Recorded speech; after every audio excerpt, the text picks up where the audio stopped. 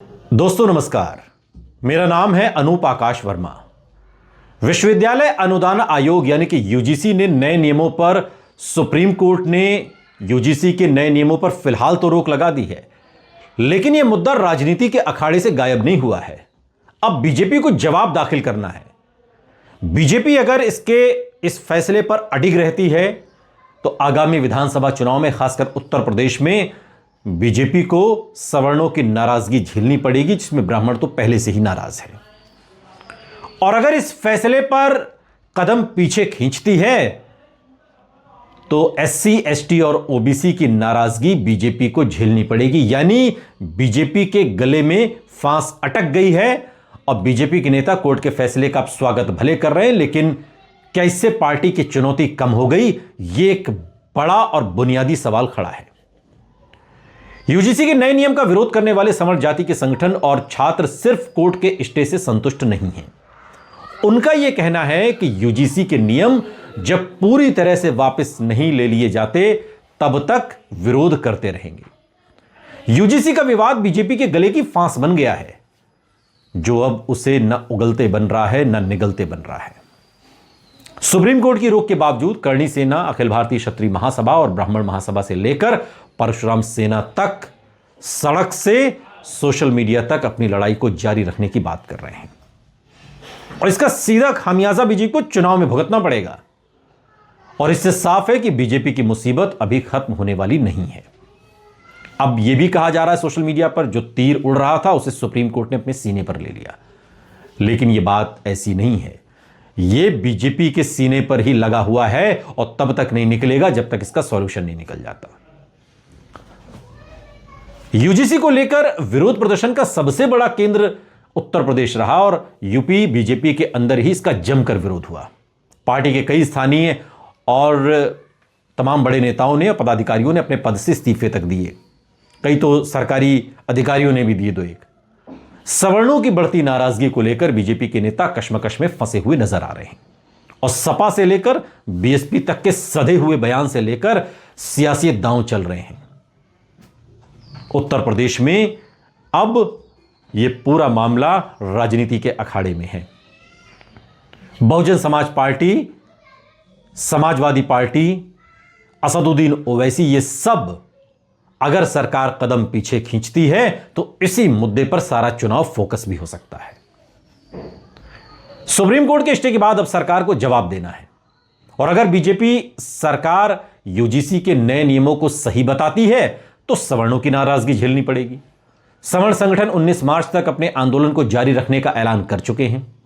सवर्ण संगठनों में राजपूत समाज से लेकर ब्राह्मण, कायस्थ, वैश्य, खत्री ही नहीं बल्कि मुसलमानों की सवर्ण जाति के संगठन भी शामिल हैं। वहीं अगर सरकार नियमों को वापस लेने का कदम उठाती है तो फिर एससी, एसटी, ओबीसी की तरफ से विरोध झेलना पड़ सकता है। और ऐसे में यूजीसी के नियम को लेकर बीजेपी दोहराए पर खड़ी हो गई है, जहां से समझ नहीं आता कि जाए तो किधर जाए। एक तरफ बीजेपी का अपने परंपरागत वोटर सवर्ण है तो दूसरी तरफ दलित, ओबीसी को साधे रखने की चुनौती है। और ऐसे में बीजेपी के लिए सियासी बैलेंस बनाए रखने की चुनौती बन गई है। बीजेपी का शुरू से ही सामाजिक आधार सवर्ण जाति के वोटर रहे। बीजेपी सत्ता में नहीं थी तब भी उसे सवर्णों का अच्छा खासा वोट मिलता था। यूजीसी के नए नियमों को लेकर विरोध सवर्ण संगठन कर रहे हैं और बीजेपी के भीतर ही लोगों का मानना है कि इससे बीजेपी को नुकसान उठाना पड़ सकता है। बीजेपी के एक नेता ने कहा कि हमें अपने समर्थकों को समझाना बहुत मुश्किल हो रहा है और अगर हम विरोध नहीं करेंगे तो हमारे समर्थक ही हम पर सवाल उठाएंगे। यह आवाज बीजेपी के अंदर से उठ रही है। बीजेपी के एक मौजूदा विधायक ने तमाम बातें कही और उन्होंने यह भी कहा कि, नाम तो नहीं बताया जा सकता उनका, यह भी कहा कि पार्टी जिस तरह से अपने परंपरागत सवर्ण वोटों को पूरी तरह से नजरअंदाज कर रही है उससे समाज में बेचैनी पहले से ही थी। अब यूजीसी विवाद ने उसे और भी ज्यादा बढ़ा दिया है। उत्तर प्रदेश के ब्राह्मण विधायक पहले से ही नाराज चल रहे हैं। ब्राह्मण पहले से ही नाराज हैं बीजेपी से। बीजेपी के पूर्व सांसद ब्रजभूषण शरण सिंह से लेकर उनके बेटे प्रतीक भूषण और विधायक अभिजीत सिंह सांगा सहित डॉक्टर संजय सिंह तक ने यूजीसी के नए नियम का विरोध किया। बीजेपी नेता ने सुप्रीम कोर्ट ने कहा कि भले ही सुप्रीम कोर्ट ने स्टे लगा दिया हो, लेकिन विरोध अभी भी जारी है। यूपी की सियासत पूरी तरह से जातियों के इर्द गिर्द सिमटी हुई है और यूजीसी विवाद ने एक नई लकीर खींच दी। सूबे की राजनीति में सवर्ण जातियां ब्राह्मण, ठाकुर और वैश्य को मिलाकर करीब 22% हैं।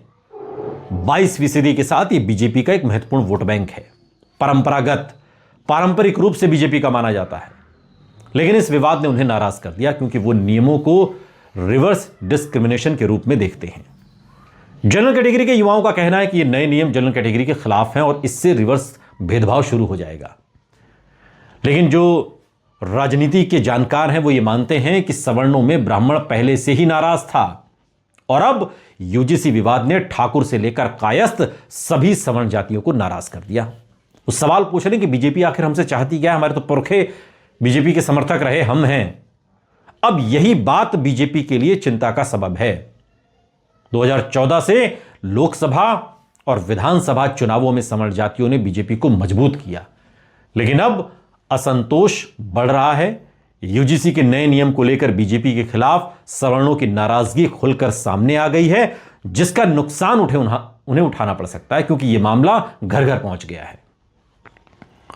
यूपी में सवर्ण जातियां वोटरों के लिहाज से 2027 के विधानसभा चुनाव से अब तक निर्णायक मोड़ पर हैं। सूबे में 22% सवर्ण जातियों में 10% ब्राह्मण, ठाकुर, राजपूत 6%, 4% वैश्य और 2% अन्य सवर्ण जातियां हैं। सवर्ण जातियां 80% वोट बीजेपी को मिलता रहा है, ज्यादा भी। लेकिन साल यूपी में विधानसभा चुनाव होने हैं अगले साल और यूपी में पहले से ही ब्राह्मण समाज के लोग बीजेपी से नाराज हैं।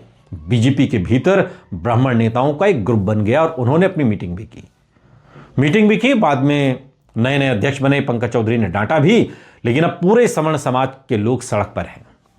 सुप्रीम कोर्ट के स्टे का स्वागत करते हुए करणी सेना से लेकर परशुराम सेना तक अलग अलग ब्राह्मण समाज के संगठन ये कह रहे हैं कि ये तो सिर्फ आधी जीत है। साथ ही वो ये भी कि जब तक पूरे नियम वापस नहीं हो जाते लड़ाई जारी रहेगी। लड़ाई किसके खिलाफ है? बीजेपी के खिलाफ है। और अखिल भारतीय क्षत्रिय महासभा के जो महामंत्री हैं राघवेंद्र सिंह राजू, उन्होंने एक इंटरव्यू में कहा कि यूपी में 46 सवर्ण संगठन एक साथ मिलकर यूजीसी के नए नियम का विरोध कर रहे हैं। सुप्रीम कोर्ट के स्टे के बाद भी हम अपना विरोध 19 मार्च तक जारी रखेंगे क्योंकि सवर्ण बीजेपी के साथ हैं, पर बीजेपी सवर्णों के साथ नहीं है। राघवेंद्र सिंह राजू तो यह भी कहते हैं कि सवर्ण जातियों के सब्र का इम्तिहान आखिर बीजेपी कब तक लेती रहेगी। बीजेपी सिर्फ दलित और ओबीसी को खुश करने में लगी है, लेकिन सवर्णों के हक माने जाने वाले समाज को वो बर्दाश्त नहीं हो रहा। इसलिए ठाकुर, ब्राह्मण नहीं, कायस्थ और मुसलमानों के जो पठान महासभा है वो भी हमारे साथ उतर आई है। ये बात इन्होंने कही। यूजीसी के नए नियम बनाकर बीजेपी ने अपना बहुत बड़ा नुकसान किया, ये भी ये बात कह रहे हैं। 2024 में राजपूत समाज ने यूपी में बीजेपी का गेम बिगाड़ा था। 2027 में सवर्ण जातियां खिलाफ हो गई तो इसको दरकिनार करना बीजेपी के लिए बहुत मुश्किल होगा, चुनाव जीतना मुश्किल हो जाएगा। वैसे ही उत्तर प्रदेश की योगी आदित्यनाथ सरकार पर ठाकुरवाद के आरोप लगते हैं। अब तो ठाकुर भी नाराज हो गए। राजनीतिक नजरिए से देखा जाए तो अगड़ी जातियां अगर बीजेपी से दूर हुई तो उसे पूर्वांचल और अवध क्षेत्र तक के क्षेत्र में 10 से 15% वोटों का नुकसान उठाना पड़ेगा। 2022 में ब्राह्मण वोटों ने 50 से ज्यादा सीटें दिलाई थी और ठाकुर वोटों के चलते 45 सीटें मिली, लेकिन यह नाराजगी 2027 में उल्टा असर दिखा सकती है। विपक्ष इसे रिवर्स डिस्क्रिमिनेशन का मुद्दा बन गया है। इसलिए विपक्ष बहुत सधे हुए तेवर के साथ अपने रिएक्शन दे रहा है ताकि अगड़ी जातियों को अपनी ओर खींचा जा सके। और यूजीसी के मुद्दे पर एक तरफ जहां बीजेपी के नेता सुप्रीम कोर्ट के स्टे का क्रेडिट अपने नेताओं को दे रहे हैं, तो वहीं सोशल मीडिया पर लगातार विरोध कर लोग सवाल भी उठा रहे हैं और कह रहे हैं कि स्टे का क्रेडिट बीजेपी को या उसके नेताओं को तो बिल्कुल नहीं दिया जाना चाहिए। यूजीसी के नियम सरकार और बीजेपी के गले की फांस बन गया है। जहां विपक्ष के लोग इन नियमों को असंवैधानिक बता रहे हैं और फिर और चर्चा की जरूरत बता रहे हैं, वही विपक्ष ने सरकार पर वार करने के लिए भी अब तैयार है। सपा से लेकर बसपा और टीएमसी ने कोर्ट के फैसले का स्वागत तो किया, लेकिन अपनी अपनी राजनीतिक सुविधा के हिसाब से। अखिलेश यादव ने कहा कि यूजीसी के रोक लगाए जाने पर कि सच्चा न्याय किसी के साथ अन्याय नहीं होता। माननीय न्यायालय यही सुनिश्चित करता है। कानून की भाषा भी साफ होनी चाहिए और भाव भी। बात सिर्फ नियम की नहीं है, नीयत की है। न किसी का उत्पीड़न हो, न किसी के साथ अन्याय हो, न किसी पर जुल्म ज्यादती हो, न किसी के साथ नाइंसाफी हो। मायावती ने इस पर कहा कि मौजूदा स्थिति को देखते हुए सुप्रीम कोर्ट का आदेश उचित है, क्योंकि इन नए नियमों से सामाजिक तनाव का माहौल बन गया था और देश के अलग अलग हिस्सों में इन नियमों के खिलाफ विरोध प्रदर्शन शुरू हो गए थे। अब यूजीसी ने देश भर के सरकारी और प्राइवेट विश्वविद्यालयों में जाति आधारित घटनाओं को रोकने के लिए नए नियम लागू किए थे, लेकिन सुप्रीम कोर्ट ने स्टे लगाया है। यह मामला अभी खत्म नहीं हुआ और यह मामला खत्म कैसे होगा, यह बीजेपी की समझ से परे है और इसीलिए हम कह रहे हैं कि यह बीजेपी के गले की फांस है, जिसमें बीजेपी को नुकसान तो होना है, चाहे सवर्णों से नुकसान झेलना पड़े, चाहे SC ST OBC से, और फायदा समाजवादी पार्टी और बहुजन समाज पार्टी को इसका उत्तर प्रदेश में होगा।